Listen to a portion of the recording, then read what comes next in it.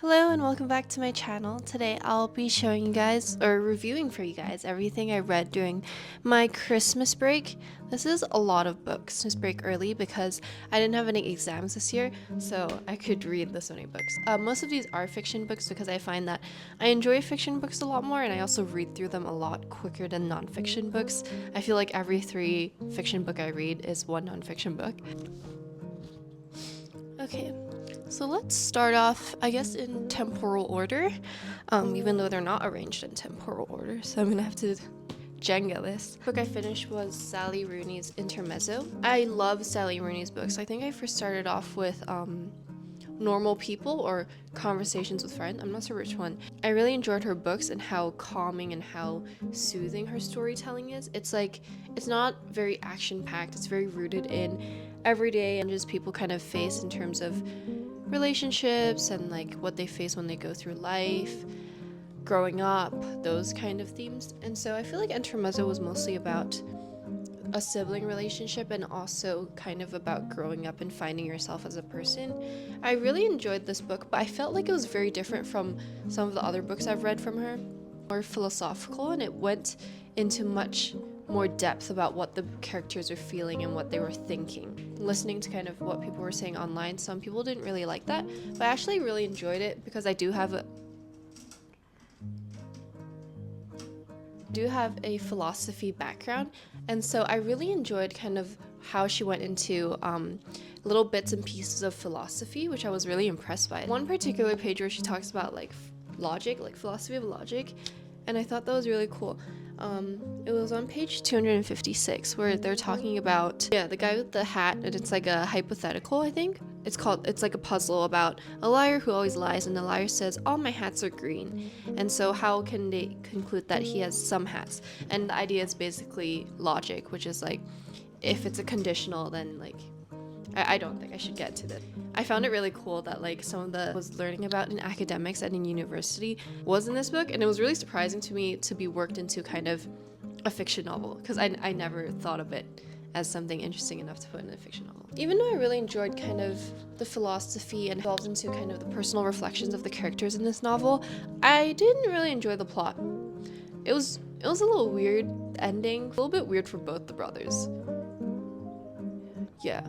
Like, it's very contemporary, but I was very caught off guard by where it went, because I just didn't see it going that way. But overall, I thought it was still a pretty interesting read. It made me think, and I really like books that make me think. The book that I finished after this was Butter. I think I spoke about this in some of my previous videos. Oh, my bandit, stop. Sorry, my cats are like playing around me right now. I really, really enjoyed this book.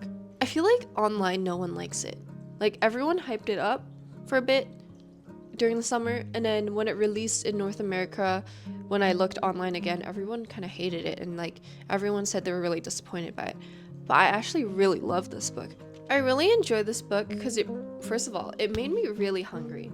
Like, reading this made me hungry and made me want to cook, which was like really funny.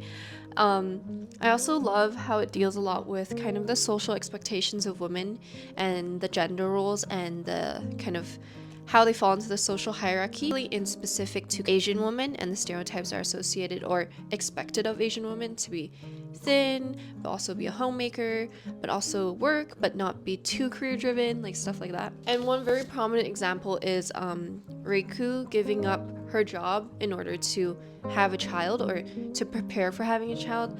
I feel like that itself was very much reflective of kind of the gender expectations and kind of like, oh, women are expected to give up their job when they're expecting a family or they want to build a family, whereas the man's supposed to be the one who's the breadwinner and the one who earns the money. Things are implicit, but the things that are explicit, especially like dealing with the main character and her kind of investigating the murders or like understanding the murders, those coincided really well. And I guess because I grew up in Asia and I grew up in Hong Kong, this really resonated with me, and I felt like a lot of the themes were really prevalent, and also it just hit me to the core because I feel like I embody some of these stereotypes, or like I have some of these thoughts in my head where, oh, I'm expected to be a certain size.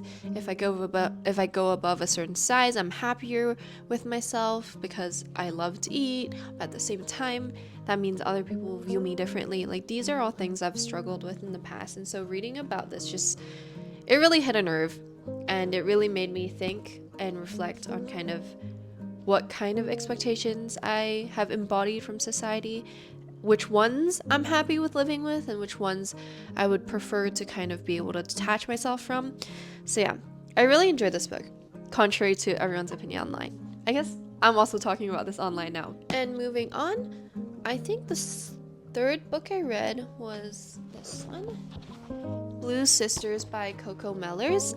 I read Frankenstein Cleopatra during the summer, and I loved it so much. Like, it just took me on a roller coaster. I was like so happy about the relationship, and I was like, oh my god, it's not gonna work out. And then at the end I was like, oh, okay, they each have their own paths. And so this has been on my reading wish list for a long time. I think it's on a lot of people's wish list too, because I was reading this on my story, a lot of my friends were like, oh, tell me what you think about it. And like, I thought that was really cute. It's like everyone in the book community kind of gravitates towards a certain few books, and then when someone reads it, we all like get to discuss and talk about it, which is really fun. With Coco Mellors, I always love how she writes about relationships.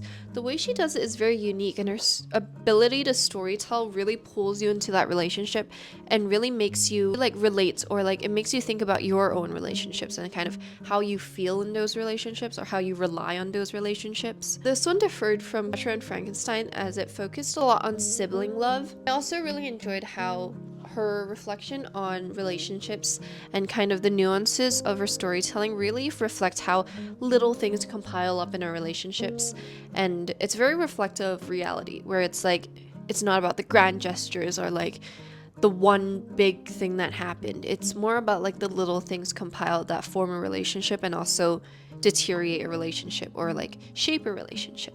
And I think she really gives rise to that kind of idea. It also kind of shows how complex love is, no matter if it's like sibling love or relationship love, and how there's not one way to show love. Like, everyone shows love differently, and I think it's because of these little nuances and how everyone differs in how they want to be loved or how they want to give love or show their love, that sometimes challenges in relationships happen. And I think this book also kind of reflects some of those ideas. Personally though, I think I still like Frankenstein Cleopatra better than this one. I don't know if it's just because it's a little more relatable, as I don't have any sister siblings. I have a younger brother who's amazing. Love you, Colton. But yeah, I don't think I could relate to this book as much just because I don't have those sister relationships, but the themes in it definitely resonated with me. And then the next book I finished was To Room Will Someday Be Dead. I think I picked this book up during a book exchange. There was a little book exchange happening in Toronto, and it was really cute. Like, everyone brought their own books, and then everyone could pick out the books they wanted to take home. And I think this was one of the ones I chose. This was a really short read. I think I finished it in a day. It reads like a diary where the main character has like unfiltered thoughts, and you just kind of read her thoughts unfiltered. A lot of inner dialogue and a lot of like, yeah, it just felt like reading someone's diary or like someone's Tumblr post. Really interesting perspective on what depression can look like. I didn't really find this too relatable. I also didn't really think a lot from this. Like, I felt like it didn't really instigate any kind of philosophical thought process in me that led me to think more or above and beyond what the words on the pages were. I feel like you also don't get a lot of depth in terms of who the character is, just because of how constrained we are to her thoughts. We don't get to see how she interacts with the larger world. Like, you get bits and pieces, but it doesn't really go into depth. So I feel like after reading this, I still don't really know who the main character is. And also, the plot is very mundane. Like, the plot is very secondary to her thoughts. The Anxious Generation by Jonathan Haidt. So I picked this up before, or when I picked up Intermezzo, and then I finished it like a month after. It just took me a while to read, just because it's a nonfiction book. I picked this up because at the end of 2024, one of my goals was to stop doom scrolling on TikTok and to read more. And I think one of the main reasons I chose to do that is because I feel like constantly scrolling on social media does make me more anxious. And so that made me want to pick up this book. I also read a few books from Jonathan Haidt before, and I have mixed feelings about him as an author. I appreciate his kind of insights into, so I think he studies the psychology of mind, but a lot of it mixes into philosophy, and a lot of it is very theoretical. That he brings a lot of case studies to back up his theories and claims, but sometimes it just feels like philosophy to me.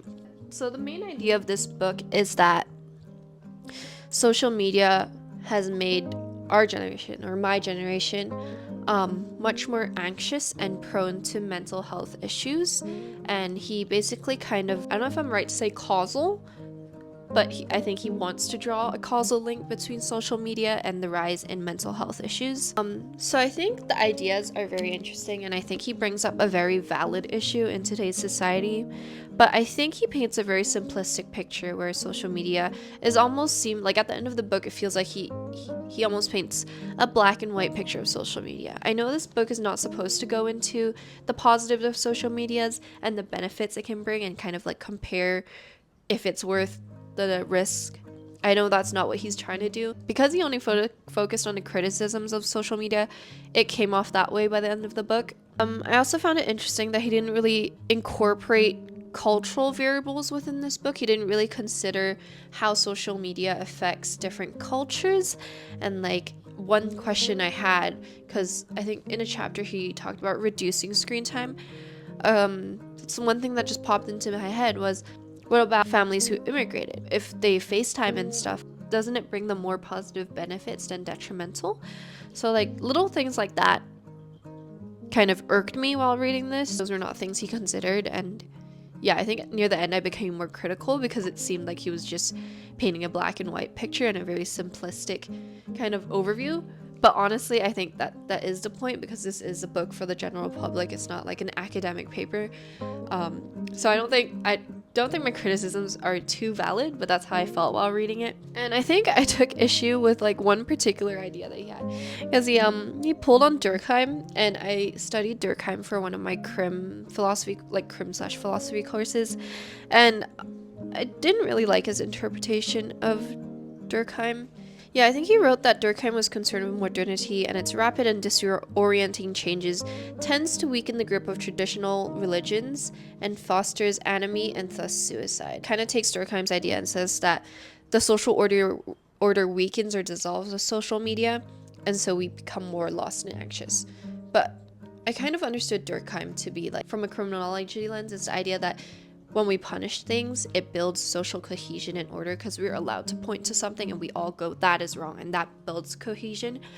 So I didn't really understand how he applied Durkheim in this. I feel like even on the internet and on social media, we still do have a collective consciousness. Like there are still things we all condemn. And so I don't really understand how about the social order weakening, because I feel like the internet doesn't really negate that, or it doesn't really challenge that social order in a sense. Yeah, that was just a little quirk that I had. This is like so into philosophy and I guess like sociology, but that was a post-it note I had in there, so I had to speak on that. 3 books remaining. And then I picked up Pride and Prejudice by Jane Austen in a secondhand bookstore.